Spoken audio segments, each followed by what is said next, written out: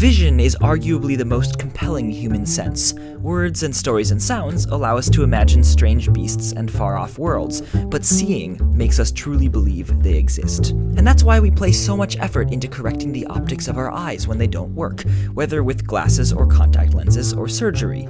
But if you're in a pinch, bleary-eyed, or missing your glasses, there's a simple trick that will allow you to see clearly. Just make a tiny, tiny hole using your fingers, look through it, and the world will become clear again. This works no matter how blurry your vision is. Take off your glasses and give it a try.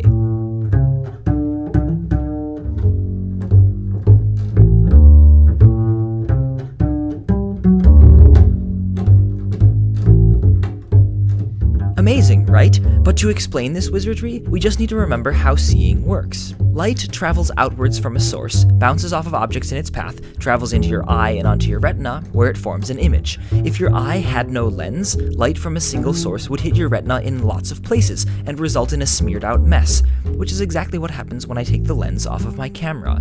A lens focuses that spread out light, corralling it into a crisp image on your retina, and after a little excitation of light-sensitive nerves and interpretation from your brain, you see. But wait, when we look at an object, the background and foreground are usually blurry, because a lens can only focus light coming from one distance away. If an object is too near or too far, its light will again be spread out on your retina, leaving you with a blur. Fortunately, muscles in our eyes allow us to accommodate by squeezing the lens, which changes its focal length so we can see at different distances, except when we can't, or when our lenses become damaged, in which case we need glasses. Unlike a lens, a pinhole or other small opening can focus light coming from any distance. Because it's such a small opening, it only allows light to come through in one place, and thus in only one direction from any particular source, so there's no blur, and everything is in focus. If you're familiar with photography, this is why using smaller and smaller apertures makes everything in your photo come into focus. Of course, small openings like pinholes and camera apertures create crisp images by blocking rather than focusing light, so the images are much darker, which is a major reason why we use lenses rather than pinholes for glasses, telescopes, and eyes.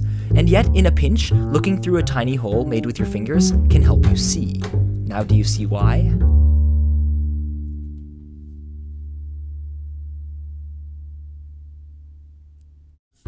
This video is brought to you in part by Audible.com, the leading provider of audiobooks across all types of literature, including fiction, nonfiction, and periodicals.